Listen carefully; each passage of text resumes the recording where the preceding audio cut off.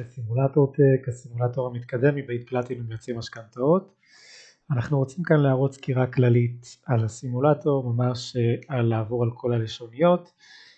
אנחנו לא נראה פה את כל הפונקציות, את כל הפיצ'רים שיש בתוך הסימולטור, רק ממש סקירה לראות את הסימולטור ככה בראייה מלמעלה. אז קודם כל, איך שאתם רואים, יש לנו כאן לשוניות למעלה, במקום הלשוניות למטה. כמובן שיש גם את הלשוניות למטה, אבל הלשוניות למעלה בעצם מחליפות. כשאנחנו נלחץ על כל דבר כאן, אז הוא יעביר אותנו ממש לתוך הלשונית המתאימה. הגדרות ומדדים, מסך החישוב, לוחות סילוקין, סיכום והשוואה, דוח השוואת המילים ודף הגשה וגרפים.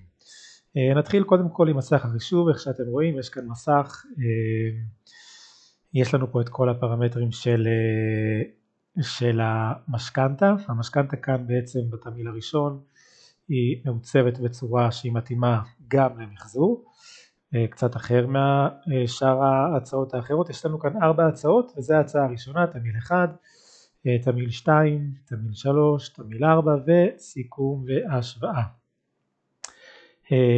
יש לנו כאן סך הלוואה שצריך להקיש, סך לקבועות אוטומטי, יתרה להאזנה שהמערכת מתריעה אם לא הזנתם, אם כאן הסך הכל יצא פחות מהסך ההלוואה.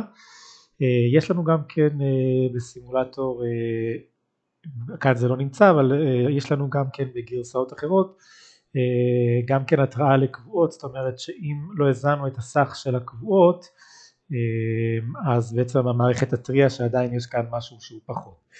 זה מסך החישוב.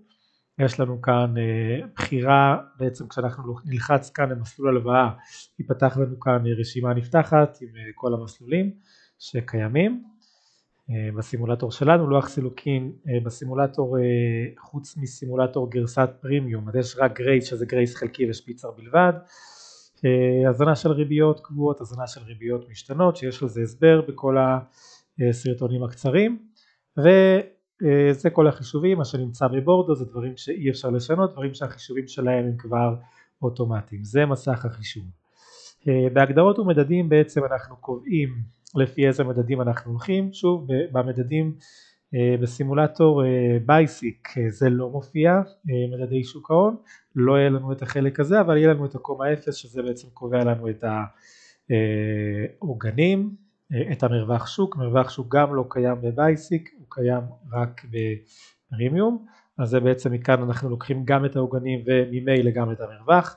יש לנו כאן עמודות להעתקה שצריך לעדכן, שזה יהיה עדכני. אותו דבר גם כן על התחזיות שוק ההון, גם כן צריך לעדכן אותם כל שבועיים למי שרוצה, או כל תקופה שכל מי שמחליט איך שהוא מחליט.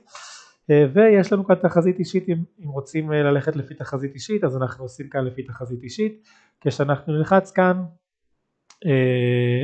בסימולטור ייפתח לנו רשימה נפתחת, מדדי שוק ההון או תחזית אישית. כאן אנחנו יכולים לבחור אם זה משכנתה חדשה או מחזור, שיש לזה הבדל למסך החישוב.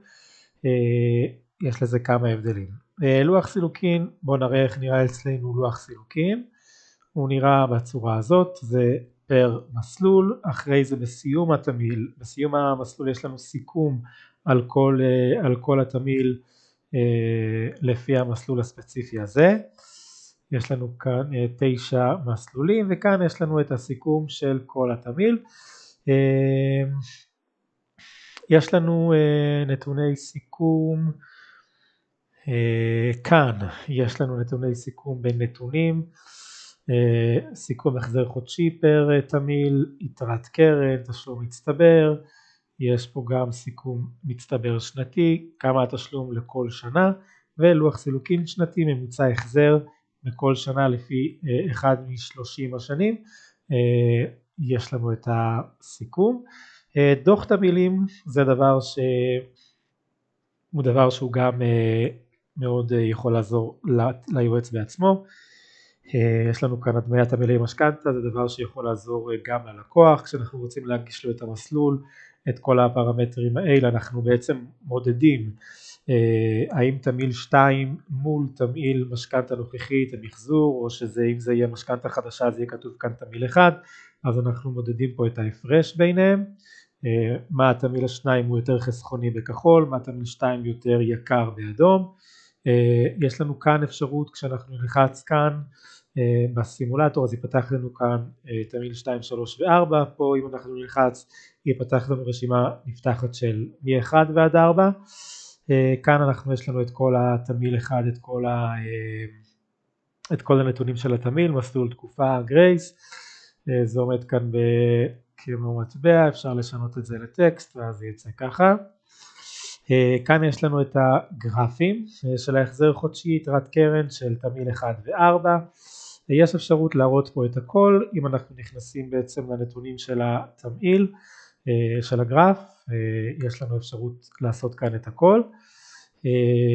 חיסכון שנתי, חיסכון מצטבר, בשביל להראות ללקוח איפה באמת הוא חוסך, שבמידה הוא רוצה לצאת מהמשכנתא אחרי 14 שנה, 14 פה זה חודשים, אם הוא רוצה לצאת מהמשכנתא בוא נגיד אחרי תקופה מסוימת, שיראה אם באמת החיסכון נמצא שם או שהחיסכון בכלל נמצא בתקופה אחרת ואז זה לא רלוונטי בשבילו החיסכון, ולוח סילוקין שנתי.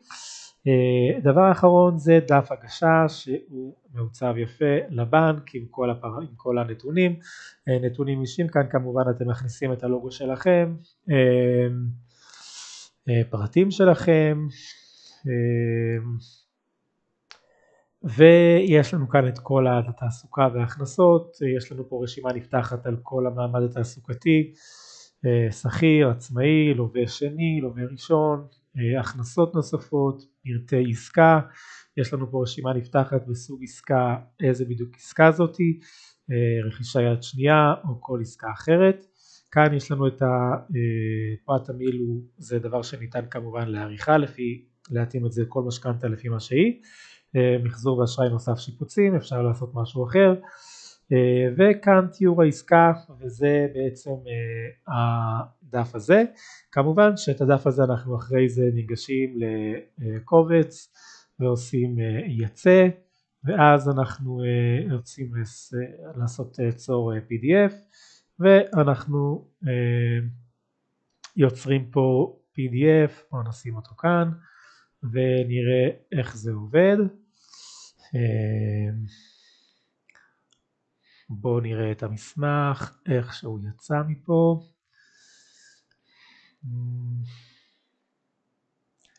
כבר אנחנו נפתח אותו, יש כאן בעצם את הדוח, בתור, הנה זה הדף הגשה, ככה נראה הדף במסמך PDF, כשאנחנו שולחים אותו לבנק, פה ייפתח לנו, בגלל שהדפים פעילים יותר מאחד, אז ייפתח פה קצת יותר, ייפתח פה 4, אפשר כמובן להגדיר את זה בהדפסה, כמה אנחנו רוצים לתת. אז תודה לכם שהייתם איתנו עד כאן, ונקווה שההדרכה הזאת הייתה הדרכה שמועילה. לפרטים נוספים אתם יכולים לעשות רכישה ולקבל את הסימולטור עם כל מה שיש בו. תודה רבה והמון הצלחה.